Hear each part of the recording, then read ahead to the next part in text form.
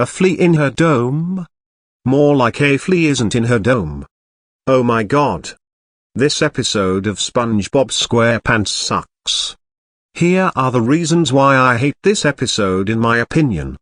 In the beginning of the episode, SpongeBob and Patrick are crying, because Sandy has gone to Texas for 2 whole days. They decide to take the time until she comes home to prepare for and throw her a welcome home party. During their party, SpongeBob and Patrick notice that Sandy is scratching and biting her fur. Sandy explains that upon her return from a science convention in Texas, she unknowingly brought back a flea. Sandy asks SpongeBob to open her briefcase and take out the flea collar. The flea jumps out of her fur and lands on SpongeBob. SpongeBob gets bitten and grabs the collar. The flea then lands on Patrick and bites him, causing Patrick to take the collar. They then fight over the collar, which causes Sandy to grab the collar and wrap it around all 3 of them. The flea then reproduces, causing the flea collar to be eaten away, rendering it useless.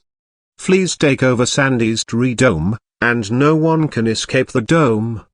Patrick blames Sandy for bringing the flea and getting infected, then SpongeBob blames for throwing the party, which causes SpongeBob and Patrick to fight.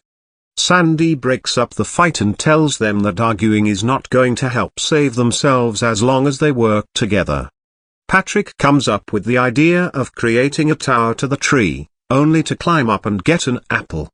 Sandy is annoyed at Patrick's stupidity and the group takes refuge in the tree. But it proves to be useless as the fleas continue to spread all over the tree dome. SpongeBob states they may be living in a sea of fleas instead of salt water, thus giving Sandy an idea on how to get rid of the fleas. Sandy then crashes into the cauldron with fleas by infecting all their space in the dome with salt water. This drowns and gets rid of the fleas, but all the Bikini Bottom citizens are stuck in the dome at the end. SpongeBob tells Sandy it's good to have her back, as the episode ends.